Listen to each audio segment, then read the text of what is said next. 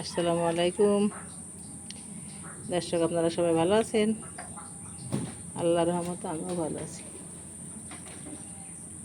সোনামণি kitchen থেকে সবাইকে স্বাগত।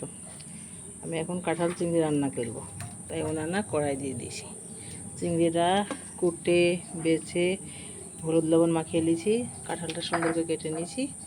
কাঁচা ঝাল, কাঁচা পেঁয়াজ, রসুন জায়গায় নিয়ে নিয়েছি। কড়াইয়ে সরিষার তেল দিয়ে দেবো। বিসমিল্লাহ। তেলটা গরম হলে চিংড়িগুলো ভেজে নিব।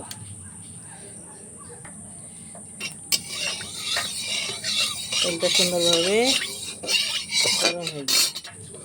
এখন চিংড়িটা ঢেলে দেবো।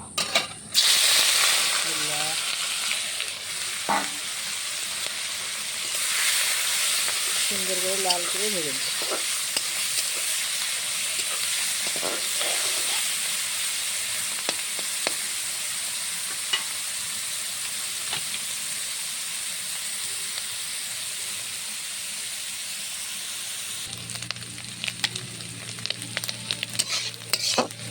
মাছগুলো সুন্দরভাবে লাল লাল হয়ে ভাজা হবে।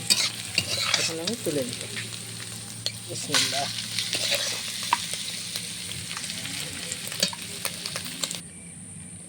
সুন্দরভাবে চিংড়িটা ভেজে তুলে নিলাম। যে কাঁচা ঝাল, কাঁচা পেঁয়াজ, কাঁচা রসুন করে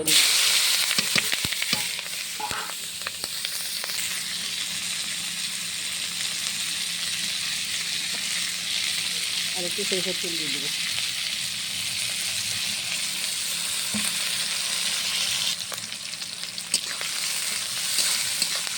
সুন্দরভাবে নাড়াচাড়া করে লাল করে নেব।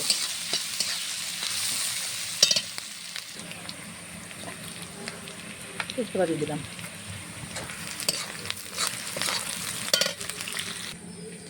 এলাচ বাটা, জিরে বাটা, আদা বাটা, হলুদের গুঁড়ো, লবণ, সম্বরের গুঁড়ো সবই বাটিতে আছে। এখানে ঢেলে দেবো।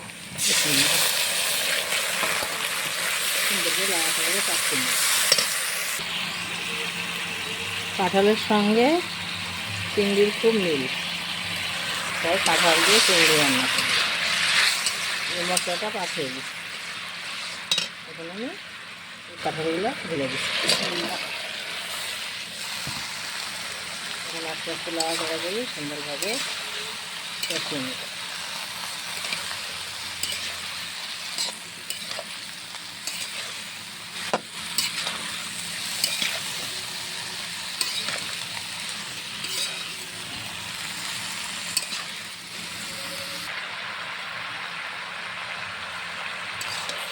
সুন্দরভাবে কষিয়ে নিলাম। এখন আমি সিদ্ধ হওয়ার মতো পানি দেবো। বিসমিল্লাহ।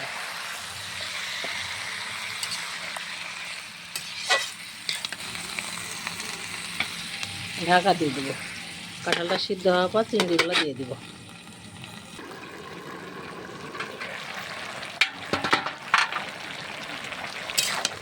কাঁঠালগুলো চাপি দিয়েছিলাম, নেড়ে দিই।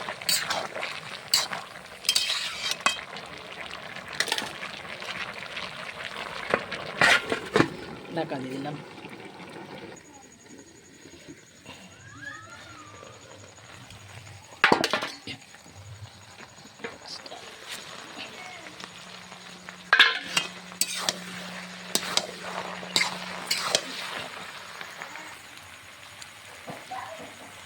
কাঁঠাল রান্না হয়ে গেছে। চিংড়িগুলো দিয়ে দিয়েছি। নাড়াচাড়া করে নামিয়ে দেবো।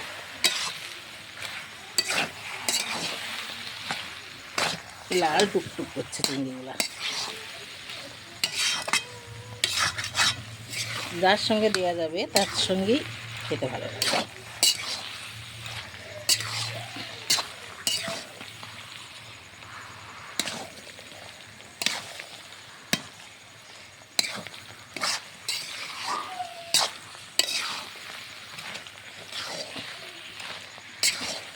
আপনারা ভিডিওটা পুরো দেখেন, লাইক কমেন্ট শেয়ার করেন, নতুন হলে আমার চ্যানেলটিকে সাবস্ক্রাইব করেন, ফেসবুকে পেজগুলো আছে আপনারা ফলো করেন।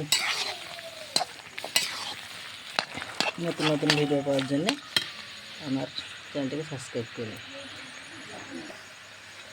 তরকারিটা আমি এখন জায়গায় তুলে নিই। একবারে হালুয়া হয়ে গেছে তরকারি।